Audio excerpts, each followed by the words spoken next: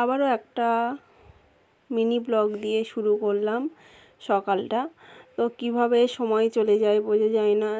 Second, minute, ঘন্টা, দিন, সপ্তাহ, মাস, বছর চোখের পলকে সব সময় পার হয়ে যায়। তো দেখতে দেখতে তো 2024 প্রায় শেষের দিকে। তো এইভাবে আমার প্রতিদিন সকালটা শুরু হয় কিছু না কিছু কাজ দিয়ে। তো হ্যালো এভরিওয়ান, সবাই কেমন আছো? আশা করছি সবাই খুব ভালো আছো। আর একটা ছোট্ট ব্লগে, আমার মিনি ব্লগে তোমাদের স্বাগত।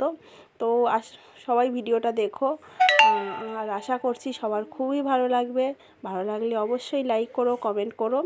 তো আজকে সকালের টিফিনটা হচ্ছে চাউমিন, এগ চাউমিন। তো আমি খুব একটা ভালো বানাতে পারি না, কিন্তু চেষ্টা করি, কারণ আমার মেয়ে খেতে খুব ভালোবাসে এগ চাউমিন।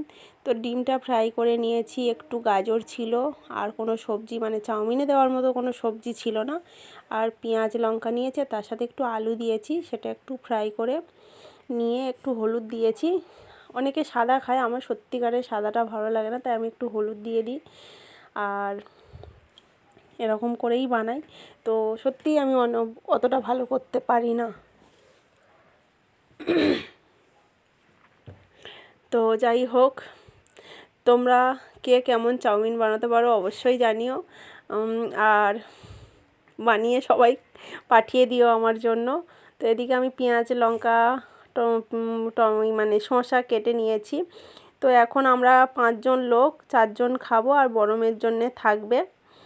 শ্বশুরমশাই দেব, আমার বর আছে, আর আমার ছোটো মেয়ে আর আমি 4 জনে খাবো, সেই জন্য রেডি করে নিলাম।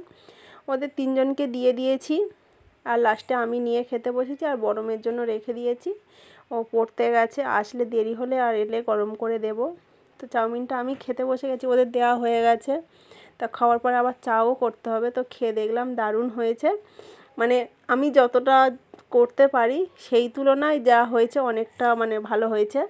তো একটু মাজা ছিল, সেটাই বের করে নিলাম, বড়ের জন্য ছিল, তা বললো বাইরে বের করে রাখো, ফ্রিজে আছে, খুব ঠান্ডা, অত ঠান্ডা খাওয়া যাবে না, বের করে রাখো, যাওয়ার সময় খেয়ে যাব। ও কাজে বেরিয়ে যাবে, চা খাবে, সেই জন্য চাও করে নিলাম। তো মেয়ের আন্টিকে ফোন করেছিলাম, বললো ছুটি দিয়ে দিয়েছি, যাচ্ছে, তো সেই জন্য বাইরে বেরিয়েছি। ও বুঝতে পেরেছে যে আমি ভিডিও করছি, ওই জন্য ছুটে পালিয়ে এলো, এসে বোনকে আদর করছে। তো দেখলাম চাউমিনটা ঠান্ডা হয়ে গেছে, আবার একটু গরম করে ওকে খেতে দিয়ে দিলাম। আর আমার ছোটো মেয়ে এদিকে মাথার রুমাল টুপিটা নিয়ে চুল বানিয়েছে, আমাকে বলছে বেঁধে দাও। আর এদিকে মাজাটা ঢেলে দিয়ে দিলাম। তো ভিডিওটা কেমন লাগলো অবশ্যই জানিও। টাটা সবাইকে।